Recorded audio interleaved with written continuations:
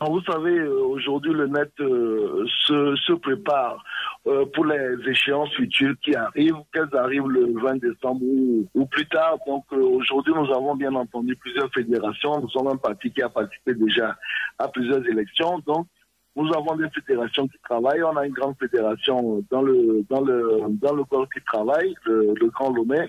On a une grande fédération. Vous savez que j'ai un grand attachement pour l'ESMONO. Et nous étions dans la région de la Kara. Donc, toutes ces fédérations ont travaillé. Nous, on a travaillé avec toutes les fédérations de la région de la Kara. L'ESMONO a travaillé dans plusieurs cantons et puis Lomé aussi a travaillé sur plusieurs activités, ce qui nous a permis vraiment de mutualiser les activités et faire en sorte que nous puissions faire jusqu'à 7 activités dans la seule journée de samedi. Mais M. Djeri Tama, vos camarades de l'opposition, notamment de la coalition des 14, ont toujours été interdits d'activités politiques à Kara, mais vous déroulez aisément vos activités là-bas. Comment vous vous y prenez? Écoutez, nous, depuis 2012, nous n'avons jamais eu de problème à organiser nos activités à Kara. Nous avons un siège à Kara et chaque fois que nous voulons faire nos activités, quand il s'agit de réunions privées, ce qui était le cas la dernière fois, nous n'avons jamais eu de problème à organiser nos activités.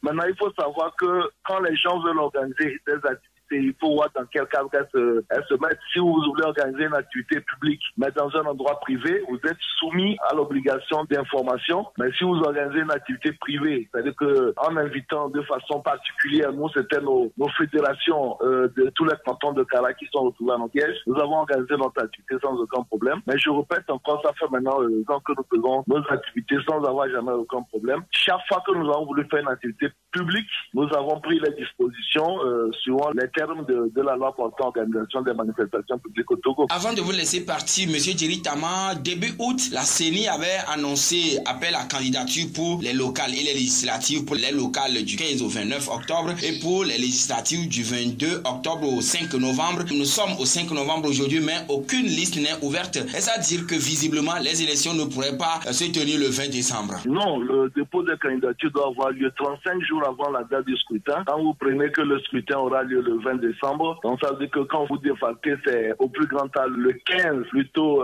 novembre qu'il faudra déposer les candidatures. Donc pour le moment, nous sommes encore dans les délais prévus par la loi. Il n'y a pas de... Sauf si la CEDEAO, bien entendu, décide qu'il faut reporter les élections, ou si l'ensemble des protagonistes s'entendent sur un report des élections, mais sur les délais prévus par le code électoral, c'est 35 jours avant la date du scrutin. Quand vous faites la différence, ça nous ramène au 15 novembre. Donc nous sommes pour le moment dans les délais. Il n'y a pas de problème.